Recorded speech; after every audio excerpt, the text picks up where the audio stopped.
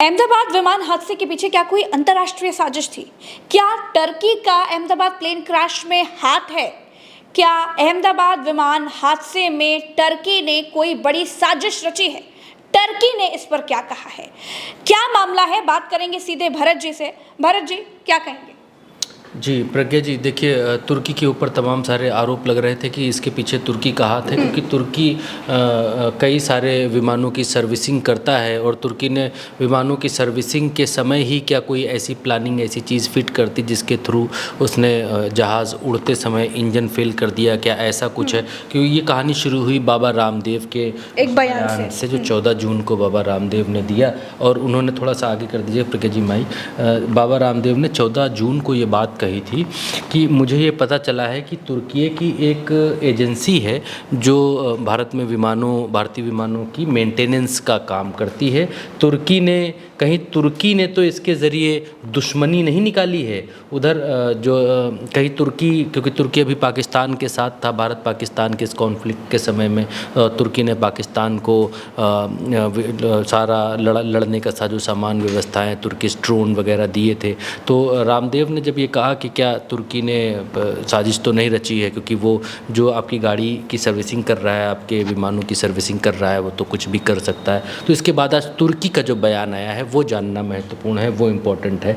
और तुर्की ने, प्रज्ञा जी, क्या कहा है? तुर्की ने कहा है कि अहमदाबाद हादसे से हमारी कंपनी का कोई लेना देना नहीं है। तुर्की ने ये कहा है कि हाँ, ये बात ठीक है कि हम विमानों की सर्विसिंग करते हैं, मतलब उनका मेंटेनेंस देखते हैं, लेकिन हमने जो प्लेन क्रैश हुआ है उसमें कोई भी साजिश नहीं रची है। उनका एक लेटर आया है, उस लेटर को हम आपको पढ़कर सुनाते हैं, जिससे आपको अंदाज़ा लगेगा। जो तुर्की का जो दावा है उनकी तरफ से, जो director of communication centre for countering disinformation, ये एक इनकी कोई विंग है, उन्होंने ये कहा है कि दावा जो किया गया है वो बिल्कुल गलत है। हमारे देश की कंपनी ने क्रैश प्लेन का मेंटेनेंस, जो प्लेन क्रैश हुआ है उसका मेंटेनेंस नहीं किया था। भारत तुर्की के संबंधों को ख़राब करने के लिए झूठी और भ्रामक खबरें फैलाई जा रही हैं। उनका पूरा लेटर मैं एक बार की आपको दर्शकों के लिए पढ़कर बताना चाहूँगा।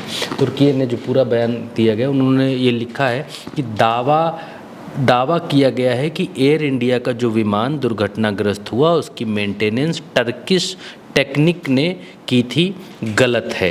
ये तुर्की और भारत के संबंधों को प्रभावित करने के उद्देश्य से फैलाई जा रही भ्रामक जानकारी है। एयर इंडिया और तुर्किश टेक्निक के बीच 2024 और 2025 में जो एग्रीमेंट हुए थे वो सिर्फ B777 वाइड बॉडी वाले मेंटेनेंस के रखरखाव से जुड़े हुए थे। जो विमान बोइंग 7878 ड्रीम लाइनर की बात की जा रही है, जो विमान हादसे का शिकार हुआ है, प्रज्ञा जी, वो इस एग्रीमेंट के दायरे में नहीं आता। ये टर्की का कहना है। टर्की का कहना है कि अब तक टर्किश टेक्निक ने एयर इंडिया के इस प्रकार के किसी भी विमान की मेंटेनेंस नहीं की है। हमें ये जानकारी है कि दुर्घटनाग्रस्त विमान का आखिरी बार किसी कंपनी ने रखरखाव किया था, लेकिन अनावश्यक अटकलों से बचने के लिए हम इस पर कोई सार्वजनिक टिप्पणी नहीं करना चाहते हैं।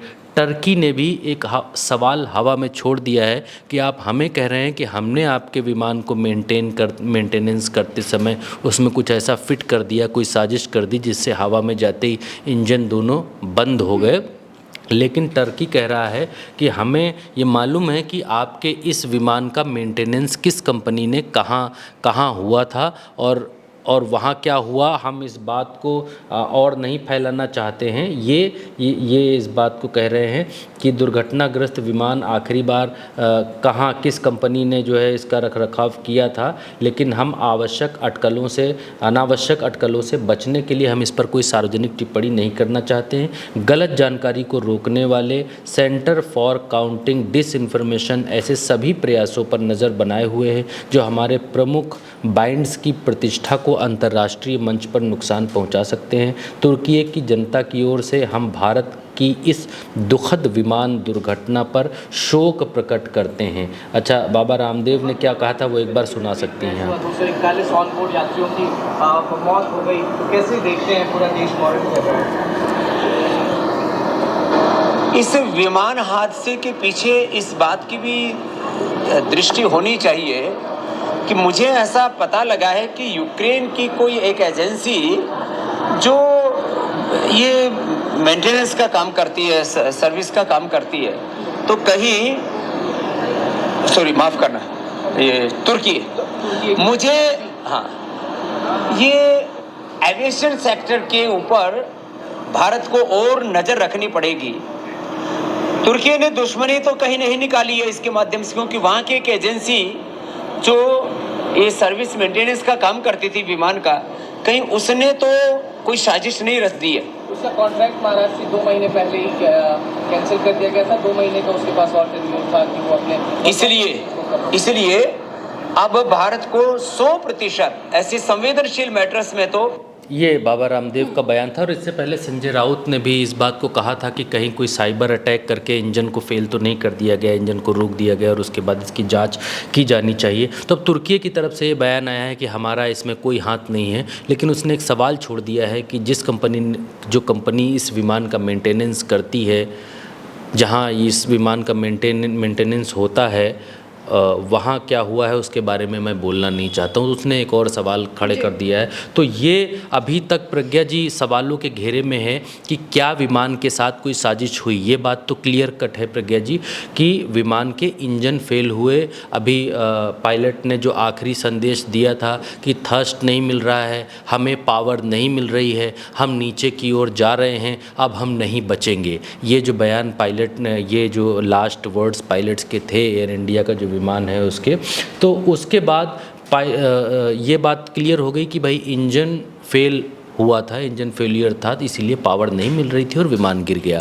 तो क्या जहाँ पर ये विमान सर्विस के लिए गया या मेंटेनेंस के लिए गया, क्या वहाँ पर कोई साजिश रची गई? तुर्की ने ये बात तो कह दी कि हमारा हाथ नहीं है, हम ये वाला विमान हम सर्विस नहीं करते, हम इस विमान की मेंटेनेंस नहीं करते, हम दूसरे वालों की करते हैं। ठीक है, जो क्रैश हुआ उसकी हम नहीं करते, लेकिन जो क्रैश हुआ उसकी किसने की, वहाँ पर क्या हुआ, उस पर हम कुछ कहना नहीं चाहते। तुर्की ने ये बात कह दी है। तो अब आगे क्या जाँच में निकलता है, जाँच में ये तो क्लियर कट आएगा कि इंजन फेलियर है, लेकिन क्या साइबर अटैक हुआ और क्या जहां मेंटेनेंस के लिए विमान गया वहां पर कोई साजिश रची गई, अभी ये और एक और सवाल खड़ा हो गया है। बिल्कुल तमाम सवाल हैं इस वक्त, क्योंकि जिस तरह से अहमदाबाद में एयर इंडिया का बोइंग 787-8 ड्रीम लाइनर विमान क्रैश हुआ, उसके बाद से लोगों के मन में तमाम सवाल है। और तुर्की को लेकर के भी जो दावा किया जा रहा था उस पर तुर्की ने क्या कहा वो हमने आपको बता दिया। फिलहाल जांच चल रही है, ब्लैक बॉक्स मिल चुका है, हॉस्टल की छत पे ब्लैक बॉक्स मिला है। जो भी खबरें आती रहेंगी हम आपको लगातार बताते रहेंगे। इसके लिए आपको करना सिर्फ यह है कि चैनल को सब्सक्राइब करना है, ताकि सारी खबरें, सारी सच्ची बातें आप तक बिना रुके पहुँचती रहें। चैनल को सब्सक्राइब कीजिएगा और अपनी महत्वपूर्ण राय हमें कमेंट में ज़रूर बताइएगा। नमस्कार।